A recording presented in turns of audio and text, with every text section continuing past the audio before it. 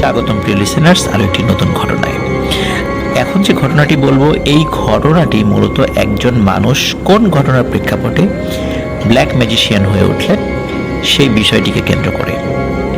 এবং যে ঘটনাটি বলবো, এই ধরনের ঘটনা আমরা অনেকেই আমরা এই ঘটনা চাই, যে এই ঘটনার মধ্য দিয়ে আমরা যেতে চাই আমাদের নিজের ইচ্ছাকে বাস্তবায়ন করার জন্য। আমরা কখনো কখনো এই ঘটনা ঘটুক বা আমরা ঘটাতে চাই এই ঘটনাটি। কিন্তু প্রিয় লিসেনার্স, আমি ঘটনাটি যদিও বলবো এবং সেই সাথে এর কিছু পরিণতির বিষয় বলবো, একদম বাস্তব পরিণতির কথা। এটা আমার নিজের দেখা একটা পরিণতি। তো আশা করছি এই ঘটনা শেষ পর্যন্ত ইনশাল্লাহ শুনবেন এবং আপনাদের ভালো লাগবে। আমি এই ঘটনাটি নিজের মতো করে বলতে পারতাম, নিজের মতো করে কিছু কথা আমি বলবো, তবে উনি যেভাবে পাঠিয়েছেন আমি সেভাবে আগে আপনাদেরকে শোনাতে চাই। আমি তখন ইন্টারে পড়ি। ছাত্র হিসাবে মোটামুটি ভালো ছিলাম। পড়াশোনার চাপে প্রেম নামক অধ্যায়ে পা রাখা হয়নি। কিন্তু কথায় আছে, মানুষ জীবনে একবার হলেও প্রেমে পড়ে। আমিও তার ব্যতিক্রম হলাম না। আমাদের গ্রামের এক পাড়া প্রতিবেশী কাকাতো বোনকে আমার ভালো লেগে যায়। তার নাম রূপা। সে ছিল যথেষ্ট সুন্দরী। সে ক্লাস 10-এ পড়ত। দিন যেতে লাগলো, আমার রূপার প্রতি ভালোবাসাও বাড়তে লাগলো। কিন্তু কিছুতেই তাকে ভালোবাসার কথাটা বলতে পারছি না। কিভাবে বলবো, বলার সাহসও হচ্ছে না। যদি রাজি না হয়ে উল্টো আমার বাসায় বলে দেয়, তখন হবে আরেক ঝামেলা। এদিকে না বলেও আমি থাকতে পারছি না। শেষমেশ উপায় না দেখে ওর এক বান্ধবী, যে আমার সম্পর্কে ভাতিজি হয়, তাকে দিয়ে আমার প্রেমের কথাটা রূপাকে জানালাম। জানানোর পরের দিন রূপা স্কুলে যাচ্ছিল। আমি রাস্তায় দাঁড়িয়েছিলাম। বলা বাহুল্য, স্কুলে যাওয়ার রাস্তাটা ছিল আমাদের বাসার কাছ দিয়েই। আমাকে দেখে রূপা ডাক দিল। আমি ভয়, লজ্জায় সব মিলিয়ে তার কাছে যেতেই আমাকে অনেক অপমান করলো আর বলল তার কথা যেন ভুলে যাই। এখানে বলে রাখি, রূপার বাবা ছিল আমাদের এলাকার বেশ ধনী একজন ব্যক্তি এবং আমাদের চেয়ে অনেক ধনী মানুষ। সেই কথা বলেও অনেক অপমান করলো। আমি অনেক কষ্ট পেয়ে বাসায় চলে এসে খুব কান্নাকাটি করলাম। লজ্জা, অপমান সবকিছু আমাকে দুমড়ে মুচড়ে দিচ্ছিল। এভাবে চলতে লাগলো কিছুদিন। আমার সবকিছু উল্টাপাল্টা হয়ে যেতে লাগলো। পড়াশোনা নষ্ট হয়ে যেতে লাগলো। এর মাঝে এক দাদার সাথে সব কথা শেয়ার করতেই তিনি আমাকে বললেন, আরে এটা নিয়ে এত চিন্তার কি আছে? সোজাভাবে হয়নি তো কি হয়েছে, বাঁকাভাবে রাজি করাবি। বলে রাখি, সেই দাদার সাথে আমি সবকিছু শেয়ার করতাম আর দাদা টুকটাক কবিরাজি করত। আমি বললাম, বাঁকাভাবে মানে? বাঁকাভাবে মানে কি আমি বুঝতে পারছিলাম না। তখন দাদা বললেন, বাঁকাভাবে মানে তুই তো প্রেমের প্রস্তাব দিয়েছিস, মেয়েটি রাজি হয়নি। এখন যদি সে তোকে প্রেমের প্রস্তাব দেয়, তাহলে বিষয়টা কেমন হয়?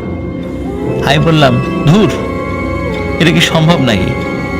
আমাকে যে কথাগুলো বলে অপমান করেছে, আমি তো কল্পনাই করতে পারি না যে সে আমাকে নিজে থেকে প্রেমের প্রস্তাব দেবে। এটা কখনোই হবে না।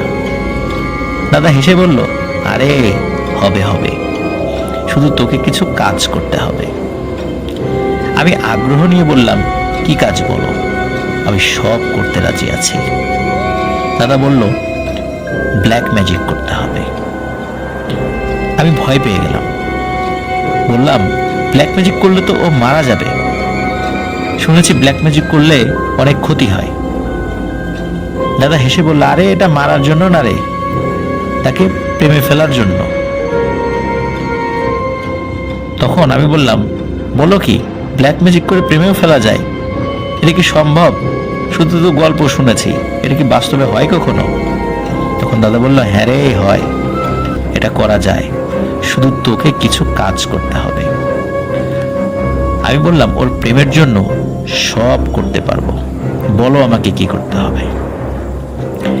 দাদা বলতে শুরু করলো, প্রথমে তোকে শ্মশান থেকে একটি তুলসী গাছ এবং মানুষ পোড়ানো হাড্ডি এবং এই পোড়ানোর সময় অবশিষ্ট যে কয়লাগুলো থাকে, কিছু কয়লা এবং শ্মশানের মাটি আনতে হবে একটা নির্দিষ্ট রাতে গিয়ে। তারপর সেই মেয়ের চুল এবং জামার টুকরো আনতে হবে। পরে কি করতে হবে সেটা আমি বলে দেব। আমি এক বাক্যে রাজি হয়ে গেলাম, কোনো ধরনের দ্বিধা ছাড়াই। দিন যেতে লাগলো আর আমি সেই নির্দিষ্ট সময় অর্থাৎ অমাবস্যার শনিবার কিংবা মঙ্গলবারের অপেক্ষা করতে লাগলাম। আমার বেশি দিন অপেক্ষা করতে হলো না, কিছুদিন পর সেই সময় চলে আসলো। আমি শনিবার সন্ধ্যার পর সেই দাদার বাসায় চলে গেলাম। দাদা বলতে লাগলেন, শ্মশানে যাওয়ার সময় যাই হোক না কেন কোনো ভয় পাবি না, আর পেছন ফিরে তাকাবি না। তুলসী গাছ এক টানে তুলে ফেলবি। এখানে বলে রাখা ভালো, চিতার পাশে মানুষ পোড়ানোর পর একটা করে তুলসী গাছ পুঁতে আসে সবাই। কয়লা আর হাড় নিয়ে সোজা চলে আসবি, কোনো ভয় পাবি না, যাই ঘটুক না কেন। এখানে কিন্তু অনেক ভয়ানক বিষয় তোর সামনে চলে আসবে, কিন্তু মনে রাখবি কোনো রকমের ভয় পাওয়া যাবে না। এগুলো বলে দাদা আমার হাতে একটি তাবিজ বেঁধে দিল এবং বলল, এটা তোর শরীর বন্ধ রাখবে, খারাপ কোনো কিছু তোর ক্ষতি করতে পারবে না। যথারীতি রাত 12টার পর আমি শ্মশানের উদ্দেশ্যে হাঁটা দিলাম। বলে রাখি, আমার বাসা থেকে প্রায় 2 কিলোমিটার দূরে একটি শ্মশান রয়েছে। রাস্তায় তেমন সমস্যা হয়নি। হাঁটতে হাঁটতে শ্মশানের কাছে চলে এলাম। একটু সামনেই শ্মশান, চারিদিকে শুনশান নীরবতা।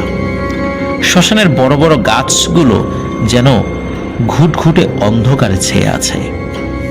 আমি যথেষ্ট সাহসী ছিলাম, তাই কোনো ভয় না করে শ্মশানের এরিয়ায় যখনই ঢুকতে যাব তার আগে হুট করে কোথা থেকে একটা লোক এসে আমার পাশে দাঁড়ালো। আমি খেয়াল করলাম লোকটা একটু লম্বা, সাদা জামা পরা এবং বেশ বয়স্ক, 50-60 বছর বয়স হবে। আমাকে উদ্দেশ্য করে বলল, এখানে কি এত রাতে? যাও, চলে যাও, না হলে কিন্তু মহাবিপদে পড়বে। এই মহাবিপদ বলতেই লোকটা আবার হেঁটে চলে গেল। একটু পর দেখি লোকটা আর নেই। আমি ভাবলাম অন্ধকার তো, তাই হয়তো দূরে দেখা যাচ্ছে না, কিন্তু ভেবে পেলাম না কে এই লোক আর আমাকে এই কথা বলে চলে গেল কেন। আমি সেগুলো চিন্তা বাদ দিয়ে শ্মশানের ভেতর চিতার কাছে সরাসরি চলে গেলাম। আসার সময় ছোট্ট একটা লাইট নিয়ে এসেছিলাম যেন অন্ধকারে দেখতে সমস্যা না হয়। লাইট মেরে একটু খুঁজতেই একটা তুলসী গাছ চোখে পড়ে গেল। এতক্ষণ সব স্বাভাবিক ছিল, কিন্তু যেই না তুলসী গাছ এক টানে তুলেছি অমনি চারদিক থেকে ঝড়ো বাতাস বইতে শুরু করলো। মনে হচ্ছে সবকিছু উল্টাপাল্টা হয়ে যাচ্ছে। তখন একটু ভয় পেলেও নিজেকে সামলে নিয়ে চিতা থেকে কিছু কয়লা আর হাড্ডি নিয়ে সাথে রাখা ব্যাগে করে যেই আসতে শুরু করব তখনই বিকট এক শব্দে পেছন থেকে কেউ বলে উঠল, যাস নে, ওগুলো নিয়ে যাস নে, তোর ক্ষতি হবে, তুই বাঁচবি না, অনেক ক্ষতি হবে। কিন্তু শব্দের উৎস দেখতে পেছন ফিরে তাকাতেই দেখি বিভৎস এক মূর্তির মতো কিছু একটা আমার থেকে দূরে দাঁড়িয়ে চিৎকার করছে আর তার মুখ দিয়ে লালার মতো রক্ত গড়িয়ে পড়ছে। আমার ভেতরটা ভয়ে কেঁপে উঠল, কিন্তু নিজের উপর নিয়ন্ত্রণ রাখলাম। আমি জানি সেগুলো আমার কোনো ক্ষতি করতে পারবে না, কারণ আমার শরীর বন্ধ আছে। যখন শ্মশান থেকে বেরিয়ে আসলাম তখন একদম সব স্বাভাবিক, সারা পথে কোথাও কোনো সমস্যা হয়নি। আমি সেই জিনিসগুলো নিয়ে সোজা দাদার বাসায় চলে গেলাম। দাদাকে জিনিসগুলো দিয়ে আবার বাসায় চলে আসলাম। বাসার ফেরার পথেও কোনো সমস্যা হয়নি। এখন বাদ রইল মেয়ের চুল আর কাপড়। সেগুলোও জোগাড় করে দাদাকে দিয়েছি। প্রিয় লিসেনার্স, আপনারা ভাবতে পারেন কিভাবে করেছি সেটি। আপনাদের মনে আছে সেই ভাতিজির কথা, যাকে দিয়ে প্রেমের প্রস্তাব দিয়েছিলাম? হ্যাঁ, সেই ভাতিজি আমাকে ওই মেয়ের কাপড় আর চুল জোগাড় করে দিয়েছে। দাদা আমাকে 3 দিন পর অর্থাৎ মঙ্গলবারে ডেকে বলেছে, আজ রাতে কাজ করব, তুই মাঠে চলে আসিস, আমি ওইখানে থাকবো। বলে রাখি, আমাদের বাসার পাশে একটা ফাঁকা মাঠ বা বিল আছে। যথারীতি রাতে আমি সেখানে গিয়ে দেখি দাদা সেই মাটি দিয়ে একটা পুতুল বানাচ্ছে, মানে যেই মাটিটি আমি শ্মশান থেকে নিয়ে এসেছি। আমি যেতেই দাদা বলল, আরে এতক্ষণে এসেছিস, বস, এখন তোকেই লাগবে। আমি বললাম, আমি কি করব দাদা? বলতেই দাদা বলল, তোর রক্ত লাগবে। আমি অবাক হলাম, মানে আমার রক্ত? আমার রক্ত দিয়ে কি হবে? তখন দাদা বলল, আরে ভয় পাচ্ছিস কেন, আঙ্গুল থেকে 3 ফোঁটা রক্ত নিব।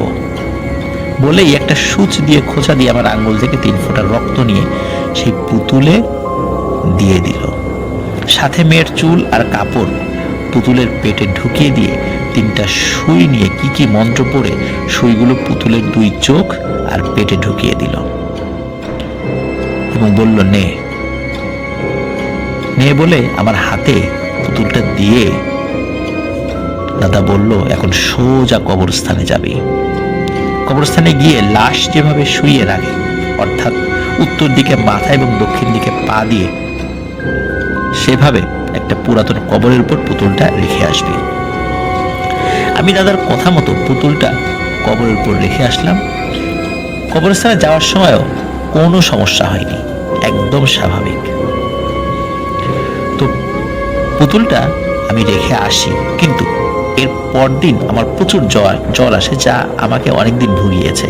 কোনো ডাক্তারের ট্রিটমেন্টে কাজ হয়নি। পরে দাদা বুঝতে পেরে ঝাড়ফুঁকের মাধ্যমে আমাকে আল্লাহর রহমতে সুস্থ করে তোলে। যাই হোক, এর ঠিক 7 দিন পর ঘটে সম্পূর্ণ অবিশ্বাস্য একটি ঘটনা। রূপা আমাকে জানায় সেও আমাকে ভালোবাসে। প্রিয় লিসেনার্স, বিশ্বাস করুন, আমি নিজেকে বিশ্বাস করতে পারিনি যে রূপা আমাকে ভালোবাসে, এই কথাটা সে নিজের মুখে বলছে। কিছুদিন এভাবে যাবার পর রূপার পাগলামি বেড়েই যাচ্ছে। আমাকে ছাড়া সে কিছুই বুঝছে না, পড়াশোনা করছে না, সবসময় আমার কথা বলে এবং হুটহাট দেখা করতে চায়, যা ওর পরিবারও বুঝতে পারে। দেখা করতে গিয়ে একবার ওর মায়ের কাছে ধরাও খেয়েছিলাম। এভাবে প্রায় 6 মাস চলার পর হুট করে রূপা আর আমাকে দেখতে পারে না, আমার সাথে কথাও বলে না। এক পর্যায়ে আমাদের সম্পর্কের ইতি হয়ে যায়। পরে জানতে পারি ওর মা আরো একটা ভালো কবিরাজ দেখিয়ে আমার করা ব্ল্যাক ম্যাজিক সেটি কেটে দিয়েছে, যার ফলে রূপা আবার আগের মতো হয়ে যায়। আফরান ভাই, এই ছিল ঘটনা। আর আমার কবিরাজি শেখার হাতে খড়ি সেই দাদার কাছ থেকেই। এর মধ্যে কেটে গেছে অনেক বছর।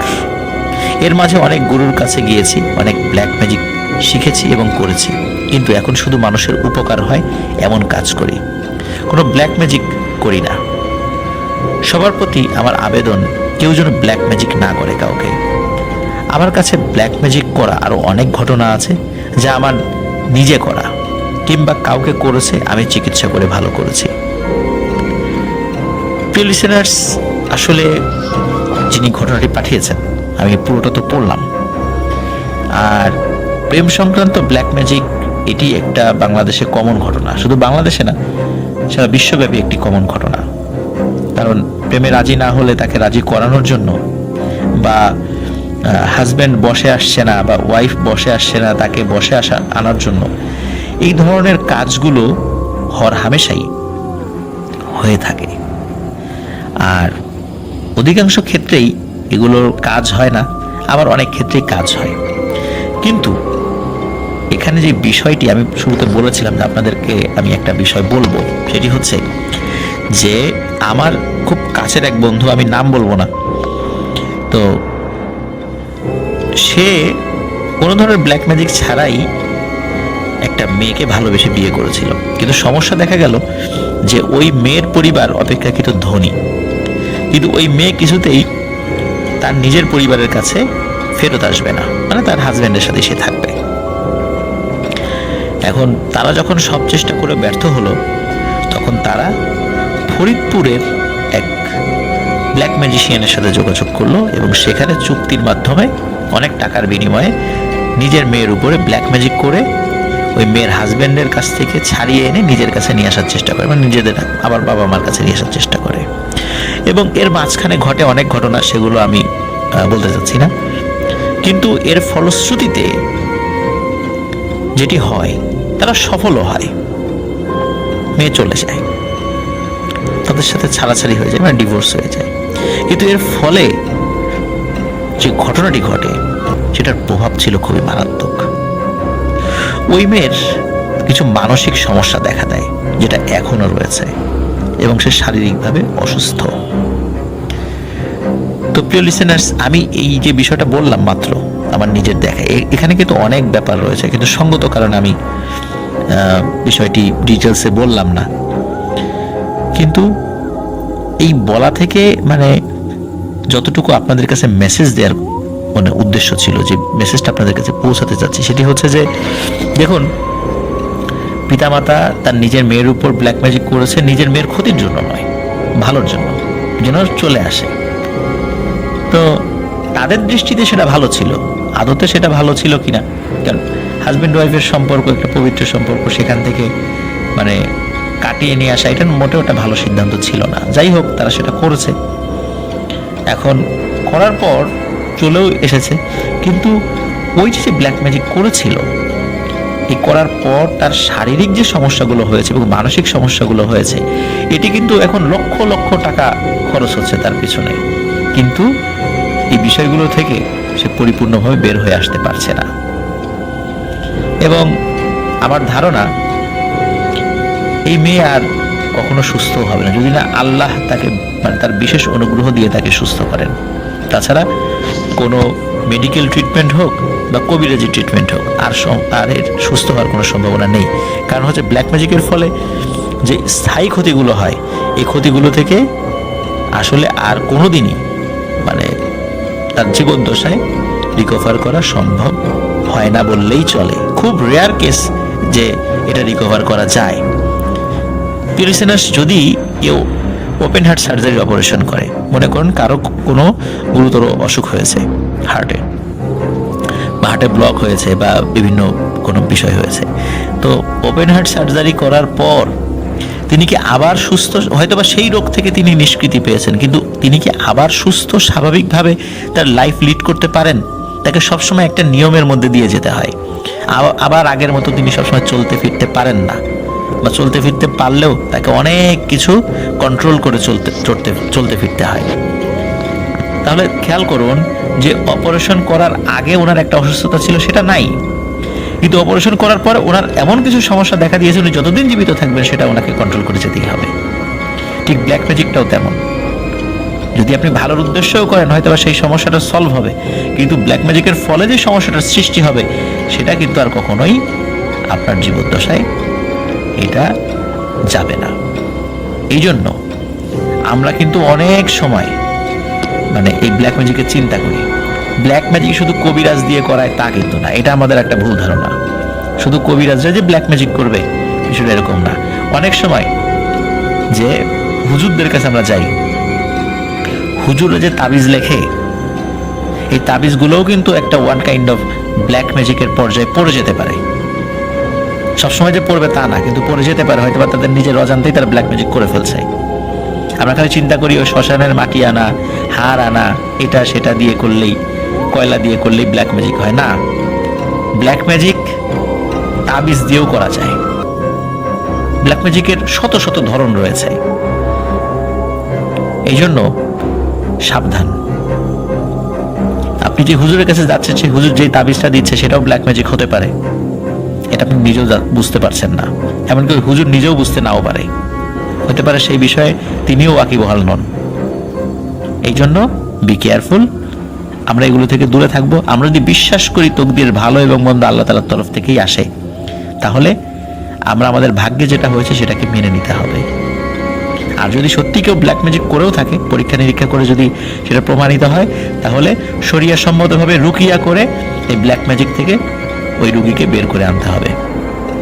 ব্ল্যাক ম্যাজিকে আক্রান্ত ব্যক্তিকে শরিয়া সম্মতভাবে চিকিৎসার নাম হচ্ছে রুকিয়া, এই রুকিয়া করতে হবে। যারা শরিয়া সম্মতভাবে রুকিয়া করেন তাদের কাছে গিয়ে ট্রিটমেন্ট নেওয়া জায়েজ আছে। প্রিয় লিসেনার্স, আশা করছি এই ঘটনা আমাদের জন্য একটা শিক্ষামূলক ঘটনা ছিল। আপনাদের সকলের কাছে এটি ভালো লেগেছে এবং যিনি পাঠিয়েছেন রাসেল ভাই, ওনাকেও ধন্যবাদ। ওনার ঘটনাটা আমাদেরকে পাঠিয়েছেন এবং আশা করছি ওনার কাছ থেকে আমরা ব্ল্যাক ম্যাজিক রিলেটেড আরও ঘটনা পাবো, কারণ অনেকে ব্ল্যাক ম্যাজিক রিলেটেড ঘটনা শুনতে চান।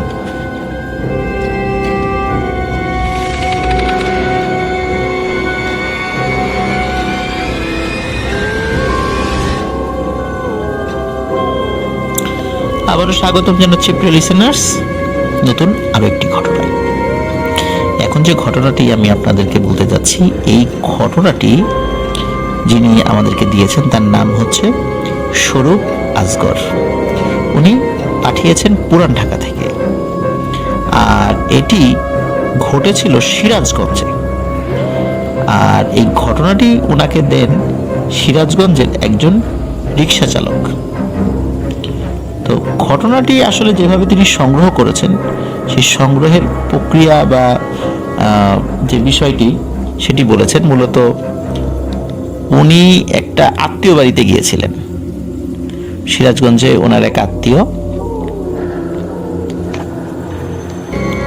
আর এই ঘটনাটি সিরাজগঞ্জ জেলার রায়গঞ্জ উপজেলার নিমগাছি নামক একটি গ্রামের।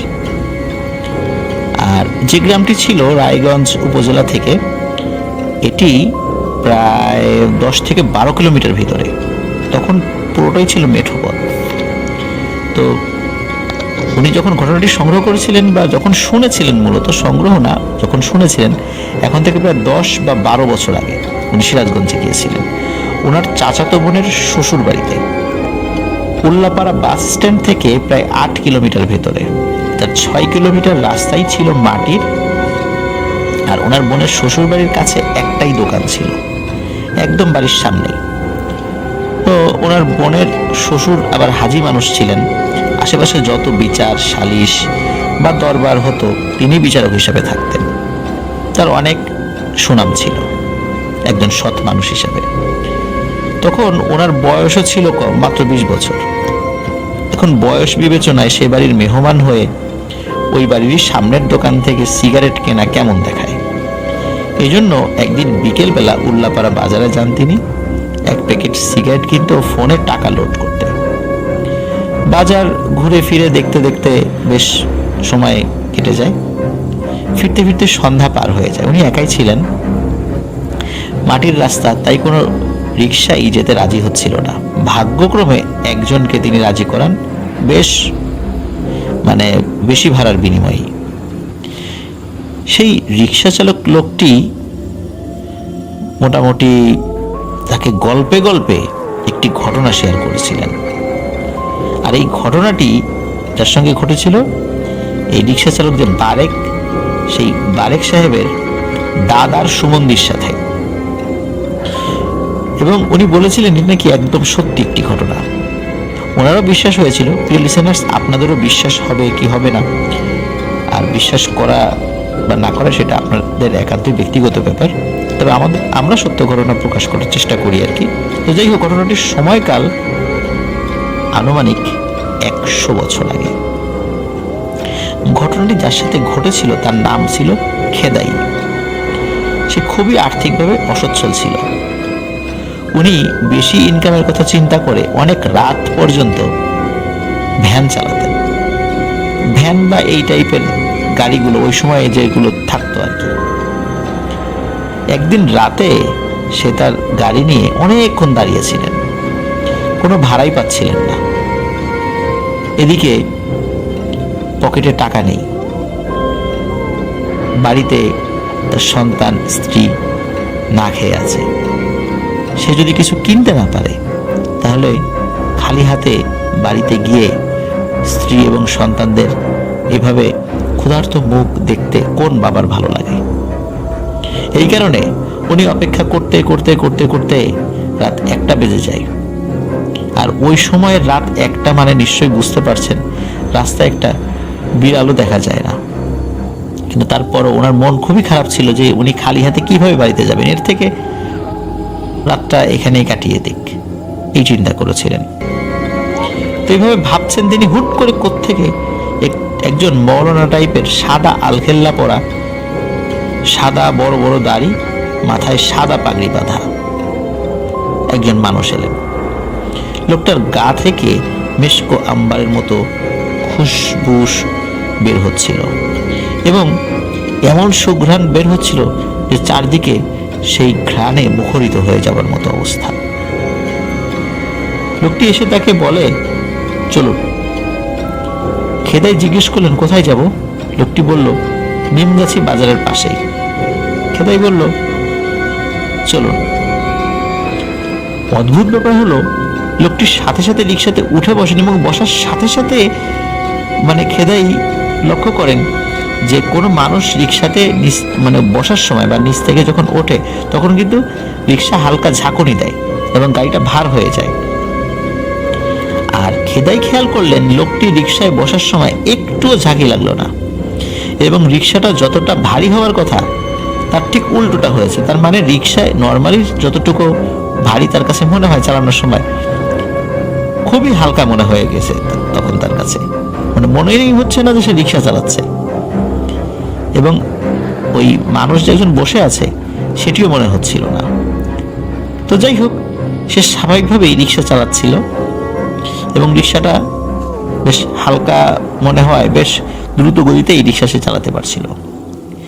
নিমগাছি গ্রামে প্রবেশের 30 মিনিট আগে একটি বিশাল পুরনো স্থানীয় একটি মুসলিম কবরস্থান রয়েছে। রিক্সা চালাতে চালাতে সেই কবরস্থানের সামনে যেতেই ওই মৌলানা টাইপের লোকটি ভারী গলায় বলে উঠল, রিক্সা থামান। আসলে রিক্সা বলছি বারবার, আমাকে রিক্সা লিখে পাঠিয়েছে, কিন্তু আমার মনে হয় এটা রিক্সা ছিল না, একটা ভ্যান জাতীয় কিছু ছিল আর কি। তো যাই হোক, সে বলল গাড়ি থামান। সেও কোনো চিন্তা না করে সাথে সাথে গাড়ি থামিয়ে ফেলেন। লোকটি কোনো কিছু না বলে হনহন করে কবরস্থানের ভেতর প্রবেশ করে এবং প্রায় 20 মিনিটের মতো সময় পার হয়ে যায়। খেদাই চিন্তা করলো, লোকটি তো কোনো ভাড়া না দিয়ে ভিতরে ঢুকে গেল, এতক্ষণ হয়ে গেল তো বের হয় না, তো এদিকে ভাড়ার আশায় তো এত রাত্রে তাকে টেনে আনলাম, তো ভিতরে যাই দেখি লোকটি আবার কোনো বিপদে পড়ে নাই, তাকে একা কবরস্থানের মধ্যে ঢুকলো, সমস্যা তো হতে পারে, অসুস্থ হয়ে যেতে পারে। উনি এই চিন্তা করে উনি ভেতরে যান। তো ভেতরে গিয়ে, কবরস্থানটা বেশ বড় ছিল, পায়ে হাঁটা মেঠো পথও ছিল কবরস্থানের ভেতর দিয়ে। ওই সময় তো এরকম পাকা রাস্তাঘাট মানে কবরস্থানের ভেতর দিয়ে তৈরি হয়নি। তো উনি মিনিট 5 হাঁটার পর, মানে রিক্সাটা কিন্তু কবরস্থানের বাইরে রেখে গিয়েছিলেন, রিক্সা তো না, মানে ওনাদের গাড়িটি। তো মিনিট 5 হাঁটার পর তিনি কবরস্থানের ভেতরে মানে একটি বড় পুকুর দেখতে পান এবং ওনার মনে হচ্ছিল পুকুরের মধ্যে পানির ছলাৎ ছলাৎ শব্দ, মানে অনেক সময় আমরা পানিতে যদি হাত মুখ ধুই এরকম শব্দ হয় না, তো ওই রকম শব্দ। তো উনি কিছুটা পথ এগিয়ে যান যে ওখানে শব্দ করে কে, ওখানে হয়তো বা সেই মুরব্বী লোকটি থাকতে পারে। কিন্তু উনি ওখানে যাওয়ার পর যে দৃশ্য দেখেন, এটি দেখার জন্য তিনি মোটেও প্রস্তুত ছিলেন না। তিনি দেখেন ওই যে মৌলানা টাইপের যে লোকটি, উনি পুকুরে উবু হয়ে বসে তার নিজের পেটের নাড়িভুড়ি পেটের ভিতর থেকে বের করে সেগুলো পানি দিয়ে ধুচ্ছেন। এই দৃশ্য দেখে তিনি অনেক ভয় পান এবং মনে মনে আল্লাহর নাম নিতে নিতে দ্রুত কবরস্থান থেকে বের হয়ে ওনার গাড়ির কাছে চলে যান। তিনি গাড়ির কাছে এসে দাঁড়ানোর 20 সেকেন্ডের ভেতর সেই মৌলানা টাইপের লোকটি তার সামনে চলে আসে এবং দাঁড়িয়ে বলে, আপনার উচিত হয়নি বিষয়টি দেখা, আপনার উচিত ছিল এখানে ওয়েট করা, কিন্তু আপনি এগিয়ে গিয়েছেন, বিষয়টি যেহেতু দেখেই ফেলেছেন, সবকিছু দুঃস্বপ্ন ভাবুন এবং ভুলে যান। আর আর এই বিষয়টি কখনোই কাউকে বলবেন না। আর যদি আপনি এই কথাটি কাউকে না বলেন, আমি আপনাকে কথা দিচ্ছি ইনশাল্লাহ আপনার কোনো দারিদ্র্য থাকবে না। আর এই বলে ওই লোকটি তার ডান হাতটি মুঠ করে তার দিকে এগিয়ে দেন এবং রিক্সা চালক খেদাই সেও হাত বাড়িয়ে নিয়ে উনি যেটা দেন সেটা হাতে নেন এবং ওই মৌলানা সাহেবের লোকটি বলেন, মৌলানা টাইপের লোকটি বলে যে আপনার যে গামছা রয়েছে সেই গামছায় এই পয়সাটি বেঁধে রাখুন, কারণ এখানে একটি পয়সা রয়েছে।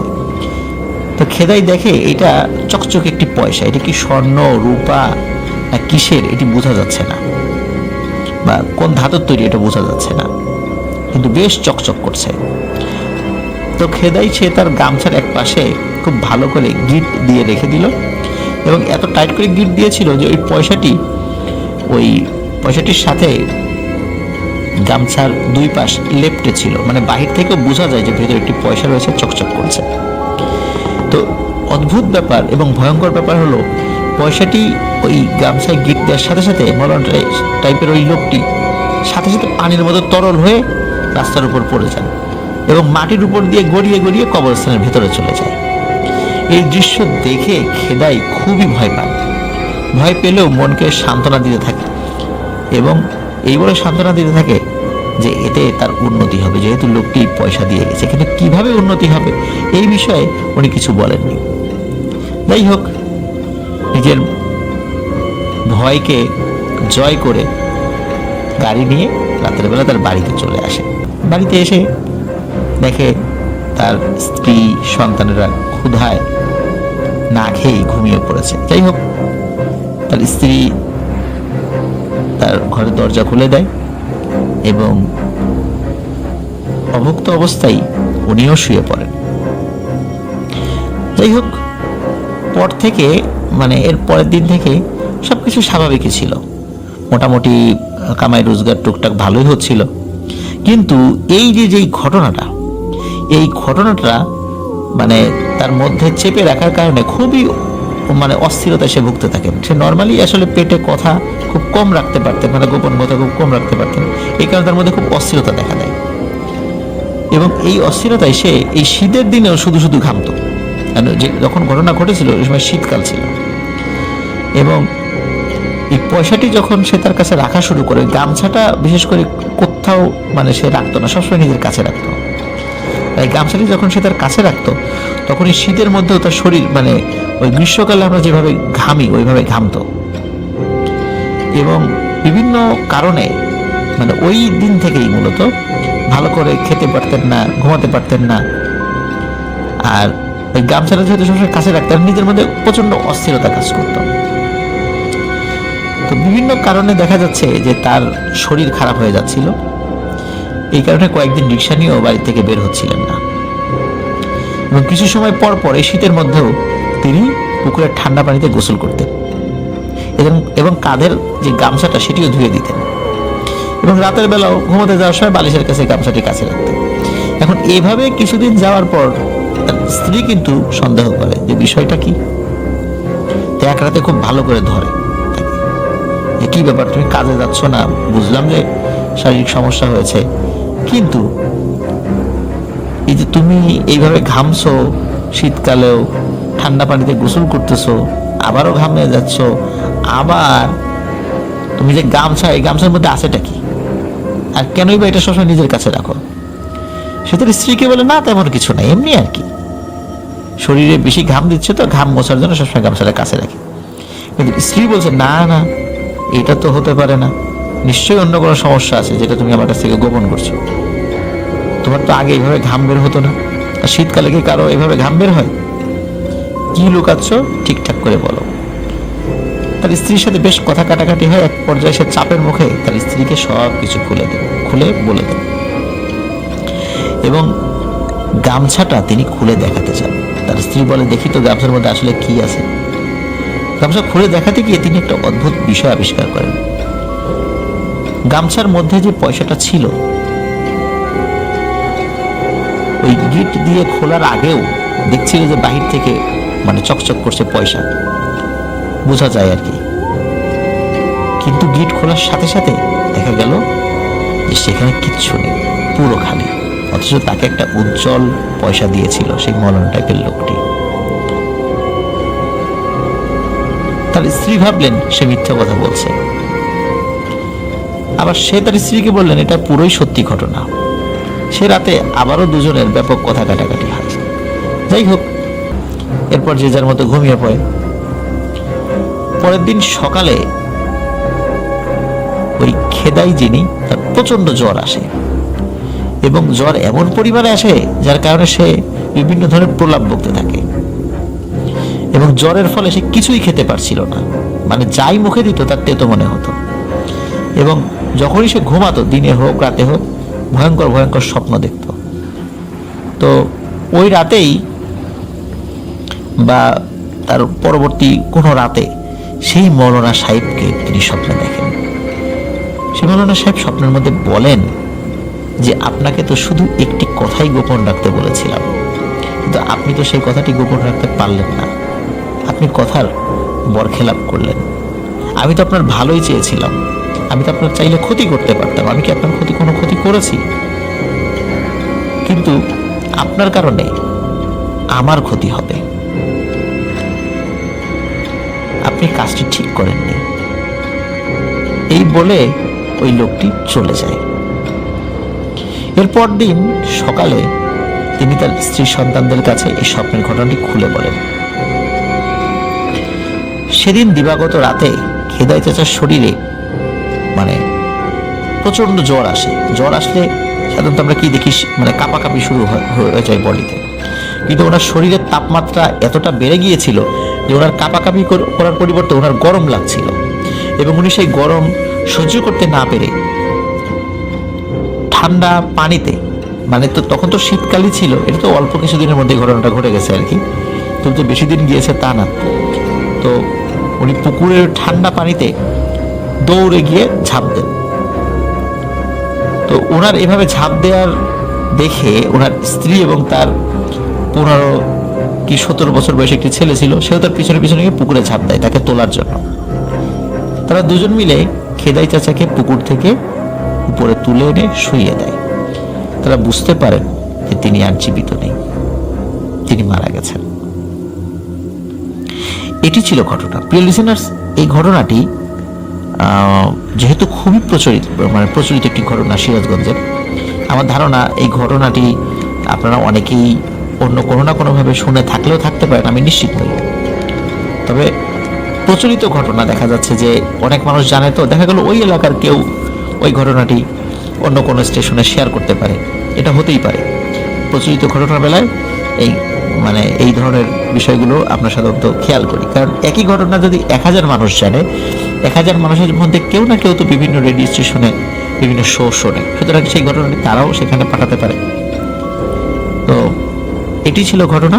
প্রিয় লিসেনার্স, আশা করছি ঘটনাটি আপনাদের ভালো লেগেছে।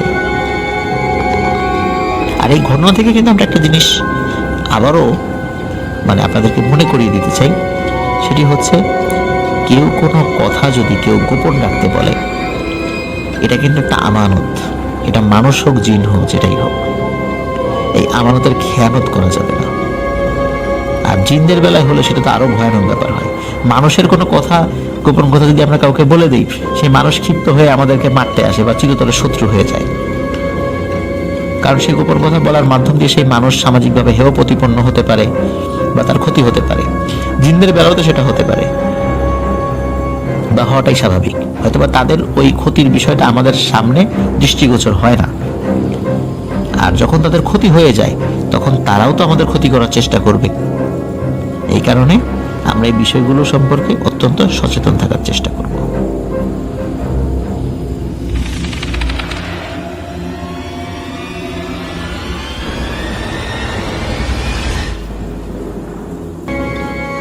প্রিয় লিসেনার্স, আমরা চলে এসেছি আমাদের এবারের এপিসোডের শেষ ঘটনায়। আর এখন যে ঘটনাটি আমি আপনাদেরকে শোনাতে যাচ্ছি, এই ঘটনাটি আমাদেরকে পাঠিয়েছেন ঢাকা জেলার নবাবগঞ্জ থানার চুরাইন থেকে মোহাম্মদ রনি আহমেদ। প্রিয় লিসেনার্স, নবাবগঞ্জে আমি নিজেও ছিলাম। আমি ঢাকার মূলত দুটো নবাবগঞ্জের সাথে আমি পরিচিত। এক হচ্ছে নবাবগঞ্জ উপজেলা বা থানা যেটা, আর হচ্ছে আজিমপুরের পাশে যে নবাবগঞ্জ রয়েছে সেটা। মজার বিষয়, আমি দুটো নবাবগঞ্জেই ছিলাম। আমি যখন ওই নবাবগঞ্জ উপজেলায় ছিলাম তখন আমার বোনের হাজবেন্ড নবাবগঞ্জ থানার পুলিশ অফিসার ছিলেন। এই কারণে আমি নবাবগঞ্জ থানা কোয়ার্টারে থেকে প্রায় বছরখানেক বিশ্ববিদ্যালয়ে আসা যাওয়া করেছি। 2013 সাল পর্যন্ত আমি নবাবগঞ্জে ছিলাম এবং কাকতালীয়ভাবে ওই নবাবগঞ্জ থেকে আমি আবার ঢাকার এই আজিমপুরের পাশে যে নবাবগঞ্জ সেখানে চলে আসি এবং এই নবাবগঞ্জে আমি 2020 সালের সেপ্টেম্বর মাস পর্যন্ত ছিলাম। তখন আমার যখন পোস্টিং হয়ে যায় 2020 সালে, তখন আমি সুনামগঞ্জ চলে আসি। তো যাই হোক প্রিয় লিসেনার্স, এখন যে বিষয়টি উনি আমাদেরকে পাঠিয়েছেন, আমরা সেই ঘটনাটি আপনাদেরকে শোনাতে চাই। এই ঘটনাটি মূলত নবাবগঞ্জ থানার পাশের আরেকটি থানা বা পাশের একটি উপজেলা দোহার। আপনারা দোহার নাম অবশ্যই শুনেছেন। তো এটি মূলত দোহারের একটি ঘটনা।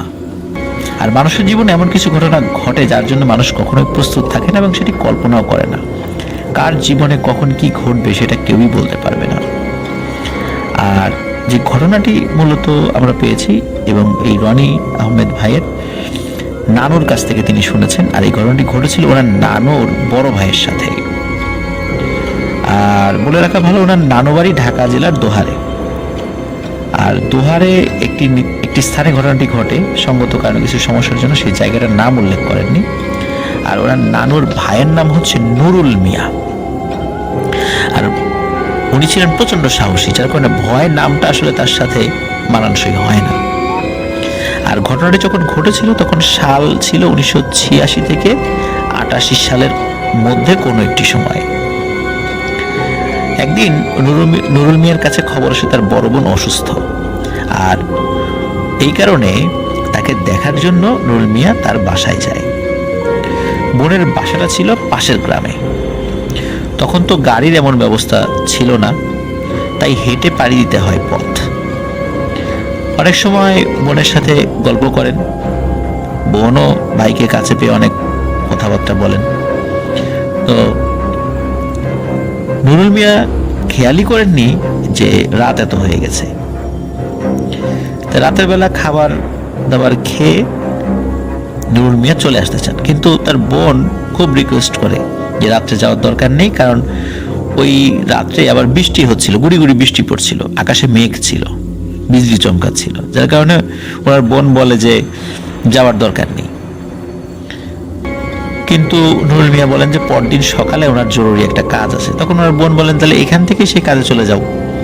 তখন বলে যে না, কিছু জিনিসপত্র আছে বাসার থেকে নিয়ে তারপরে কাজে যেতে হবে, রাত্রে আমাকে বাসায় যেতেই হবে। তো অনেক বলার পরেও যখন তিনি থাকতে রাজি হন না, তখন কি আর করা, ওনার বোন তাকে বিদায় দেন। ওনার হাতে তো টর্চ লাইট ছিল, যার কারণে অন্ধকারে মানে বাড়ি ফেরা তার খুব একটা সমস্যা হওয়ার কথা নয়। আর বললাম তো যে সেই রাতে কিন্তু আকাশ ছিল কালো মেঘে ঢাকা, বিন্দু বিন্দু বৃষ্টি হচ্ছিল, আর কেমন যেন স্বাভাবিক অবস্থা থেকে আরো বেশি নীরব পরিবেশ চারদিকে ছড়িয়েছিল। সেই রাতে আকাশের রূপ ছিল ঘন অন্ধকার, মাঝে মাঝে মৃদু বাতাসে এই শান্ত পরিবেশ আরো ভয়ানক সৃষ্টি করছিল কোনো একটা মানুষের জন্য, যে পরিবেশটা ভয় পাইয়ে দেওয়ার জন্য যথেষ্ট। তো নুরুল মিয়া তার নিজের গ্রাম, নিজের মতো করে গ্রাম্য পথ দিয়ে একা একা হেঁটে হেঁটে যাচ্ছিল। নুরুল মিয়া এই পরিবেশের সাথে খুব সুন্দরভাবে মিশে গিয়েছিল, কিন্তু তিনি কল্পনাতেও ভাবেননি তার সামনে কি অপেক্ষা করছিল। অনেক পথ হাঁটার পর নুরুল মিয়া যখন তার বাড়ির কাছাকাছি চলে আসে, মানে হয়তো আর 5-7 মিনিট আছে আর কি পায়ে হাঁটা পথ, একটি জায়গায় চলে আসে, তার নাম হচ্ছে তালতলা। এই জায়গাটাতে আসেন আর কি। জায়গাটা সম্পর্কে অনেক বদনাম তিনি গ্রামের মাঝ থেকে মানুষের কাছ থেকে শুনেছেন এবং নিজেও কিছু কিছু বিষয় তিনি দেখেছেন। যেমন ওখান দিয়ে রাতের বেলা যাওয়া আসা করার সময় তিনি দেখেছেন, একবার দেখেন যে একটা নতুন বউ লাল শাড়ি পরা রাস্তার পাশে বসে কান্নাকাটি করছে। তো উনি কিন্তু বুঝতে পেরেছিলেন যে এটা স্বাভাবিক কিছু না, এই কারণে সে কিন্তু চলে গিয়েছে, মানে হেঁটে চলে গিয়েছে। আবার কখনো দেখেছে যে একজন বৃদ্ধা মহিলা লাঠি নিয়ে আস্তে আস্তে হেঁটে হেঁটে তার সামনে দিয়ে যাচ্ছে। তিনিও বুঝতে পেরেছিলেন যে এত রাত্রে নিশ্চয়ই কোনো বৃদ্ধা মহিলা হেঁটে যাওয়ার কথা নয়, এবং তিনি হাঁটছেন। উনি দেখতে পাচ্ছেন যে বৃদ্ধা মহিলা আস্তে আস্তে হাঁটছে, কিন্তু তিনি জোরে হেঁটেও বৃদ্ধা মহিলাকে তিনি ক্রস করে যেতে পারছেন না। তার মানে কি বোঝা যায়? তার মানে বোঝা যায় হচ্ছে এটি স্বাভাবিক কোনো মানুষ নয়। আবার তিনি কখনো হেঁটে আসার সময় ঘোড়া দেখেছেন, বড় আকৃতির ঘোড়া। আবার কখনো কিছুই দেখেননি, ওদিক দিয়ে হেঁটে আসার সময় ঝোপঝাড়ের মধ্যে থেকে কান্নার আওয়াজ তিনি শুনেছেন। এই সমস্ত বিষয় তিনি যেহেতু এর আগেও ফেস করেছেন, যার কারণে তার সাহসও হয়ে গিয়েছিল মারাত্মক। এসব জিনিস তিনি ভয় পেতেন না বললেই চলে। ওদিকে রাত হয়ে গেছে আনুমানিক 11টারও বেশি। এদিকে হালকা বৃষ্টি হচ্ছিল। নুরুল মিয়া তালতলার ওইখান দিয়ে বাড়ির দিকে যাচ্ছেন। এমন সময় নুরুল মিয়া খেয়াল করেন তাল গাছের সামনে একটা সাদা পাঞ্জাবি পরা একজন মানুষ, বেশ অনেক লম্বা, তিনি দাঁড়িয়ে আছেন। নুরুল মিয়া যখন ওই তাল গাছগুলো পার করে সামনের দিকে যাবে, তার আগে ওই পাঞ্জাবি পরা লোকটি হাঁটা শুরু করলো। নুরুল মিয়া এইসব কিছু সাধারণভাবে নিয়েছিল। একটু সামনে যেতেই সাদা পাঞ্জাবি পরা লোকটি রাস্তায় সমান্তরালভাবে, মানে আড়াআড়িভাবে শুয়ে পড়ে। লোকটা এতটাই লম্বা ছিল যে সম্পূর্ণ রাস্তা তার শরীর দিয়ে আটকে রাখে। রাস্তার সামনে যেতে হলে তার উপর দিয়ে যেতে হবে, অথবা রাস্তা থেকে নেমে মাঠের মধ্যে দিয়ে ঘুরে তাকে ক্রস করে উপরে আবার উঠতে হবে। কিন্তু নুরুল মিয়া কিন্তু তখনও বুঝে নাই যে তার সাথে আসলে কি হতে চলছে। সে ভাবলো লোকটা হয়তো অসুস্থতায় হাঁটতে হাঁটতে ক্লান্ত হয়ে গেছে, তার রাস্তায় পড়ে গেছে। সে সামনে গেল এবং বলল, ভাই আপনার কি কিছু হয়েছে? ও ভাই, আপনার শরীর ঠিক আছে তো? ও ভাই ওঠেন ওঠেন, শুয়ে পড়লেন কেন? এই কথা বলতে বলতে নুরুল মিয়া সেই লোকটির একদম কাছাকাছি চলে যায়, কিন্তু অপর প্রান্ত থেকে, মানে ওই লোকটার কাছ থেকে কিন্তু কোনো জবাব আসে না। কিন্তু হঠাৎ করে ভয়ানক গড়গড় শব্দ ভেসে আসে। এখান থেকে মূলত সেই ভয়ানক ঘটনাটা শুরু। নুরুল মিয়া উনি যে ভাষায় বলেছেন, ভাষাটা এমন যে আমি যখন ওই লোকটার কাছে যাই, সামনে যেতেই লোকটা আমার হাতে থাকা টর্চ লাইটটা, মানে ওই লোকটার কাছে যখন যাই তখন আমার হাতে থাকা টর্চ লাইটটা আপনা আপনি বন্ধ হয়ে যায়, আর তীব্র মাংস পচা গন্ধে চারপাশ ভারী হয়ে ওঠে। একটু আগে কিন্তু এরকম গন্ধ আমি পাচ্ছিলাম না। মৃদু বাতাস, হালকা বৃষ্টি, আর চারিদিকে এমন শুনশান নীরবতা, এটা জানান দিচ্ছে যে আজ আমার সাথে খারাপ কিছু হতে যাচ্ছে। মনের ভিতর হৃৎপিণ্ডে এক অজানা ভয় লাগা শুরু হয়েছে তখন।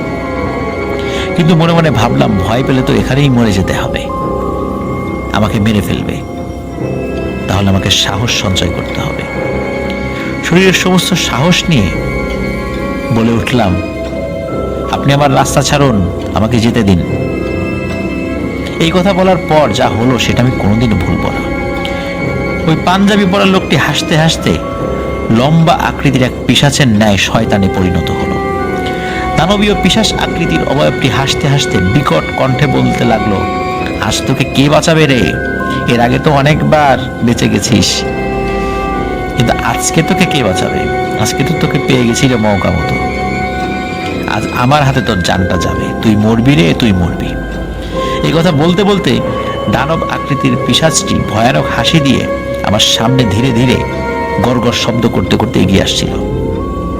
ভয়ে আমার চোখ বন্ধ হয়ে আসছিল, আমার হাত পা কাজ করছিল না। বাঁচার জন্য দৌড়ানোর চেষ্টা করলাম, কিন্তু সেই চেষ্টা ব্যর্থ হলো, কারণ নিজেকে একই জায়গায় আবিষ্কার করলাম কারণ আমার পা চলছে না, হাত চলছে না, গলা শুকিয়ে গেছে, আওয়াজ হচ্ছে না, ভয়ে দোয়াও পড়তে পারছি না।